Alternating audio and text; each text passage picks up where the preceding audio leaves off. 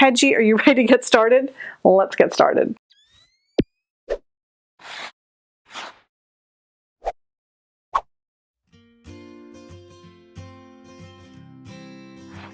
Hi, I'm Brittany from prettyhandygirl.com, and before I get started on this video, I have to thank you guys. There were thousands of comments from people saying how much they love the Best Fit face mask design. If you haven't seen that video, I'm going to link it right there. But for those of you that have watched that, I also have to say you blew me away because there were over 4 million people who watched the video, and I hope that has translated into each and every one of them making at least one mask, if not multiples, to protect everyone around the world from the coronavirus. So I'm back today because so many people had asked for some different sizes, and I know everybody is different sizes. So I'm back because I've got a child size, I have a small size, I have an extra large size, and well, I had to stop somewhere. I just couldn't fit everybody. But I have some tips for you on how to resize the mask if you're having trouble getting it to fit you. And I have some time savers for you. So if you're making the Best Fit face mask, I've developed a few techniques that I use myself that have saved time when sewing them.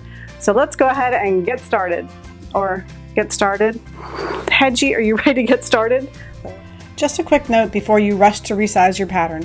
Make sure to pre-shrink your fabric, and you'll also want to wash the mask after sewing because oftentimes the mask will shrink a little bit more. To resize your pattern, simply print out the size closest to what you need. To reduce, use a ruler to mark points inside the template at each corner. I suggest sizing using about 1/4 inch increments, then use the ruler as a straight edge to connect the dots. To enlarge your pattern, repeat but add your points on the outside of the template. All right, let's talk about some alternate materials because over the past 2 months, I've learned a lot. I've tested several materials and I want to show you some alternatives to the elastic paracord that I had originally used. First of all, t-shirts, old t-shirts, you can cut them into 1-inch strips and pull them. They are so comfortable and so soft, and they're free, especially if you have stained ones laying around the house. These will feed through the craft beads, which is great.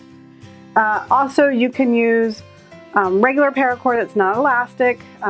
This is also, I guess it's like shoelace material too. Speaking of shoelaces, this company, Expand, they sent me these elastic shoelaces to try out, and I'm happy to say they work great. They are elastic. You can feed a craft bead onto it. But I also have an alternative. If you don't have craft beads, you can tie a slip knot, and I'll show you how to do that in a second.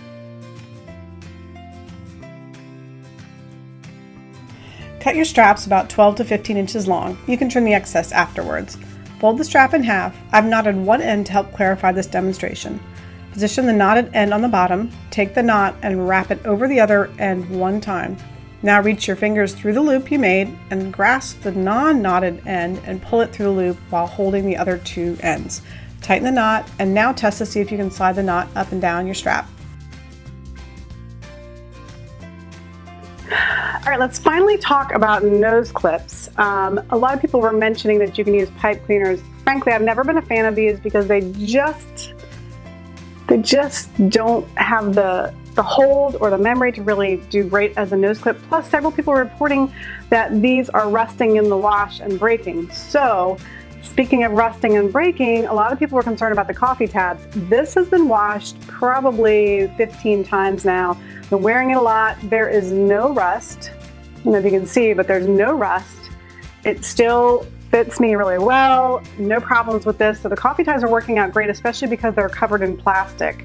So that being said, let's go ahead and I want to show you how to make some of these smaller face masks, and I want to show you how to save some time. Let's breeze through these time savers, then you can download the entire tutorial and templates from my website. After you've cut your fabric, fold the fabric so the printed sides are facing in. Mark the locations for your nose and chin folds. Now position the liner on top of the outside mask fabric. Line up the fold marks.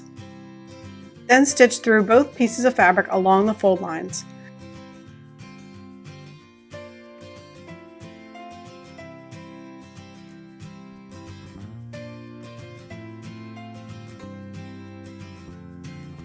To save time while sewing multiple masks, chain stitch all the masks one after the other.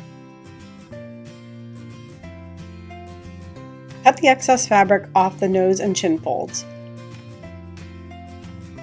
Pay attention to which is the nose and chin of the mask. The chin is more angled than the nose. Open your mask up so the right sides are facing out. Do not poke your corners with more than your finger. Doing so will make them too pointy. I like to iron the nose side hem first. Fold the fabric over about 1/2 inch twice. Iron the hem. Insert the nose clip material in the center of the nose and hold it in place with a clip.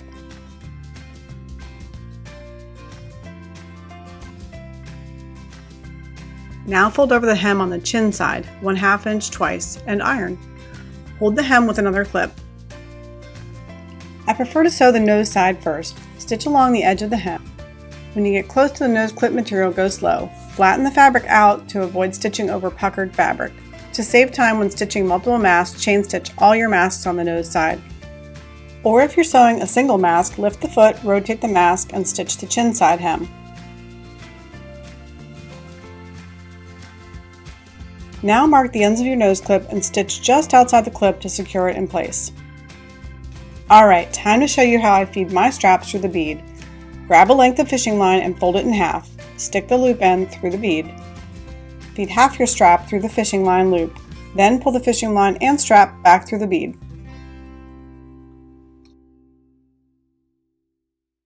Knot the ends of your straps.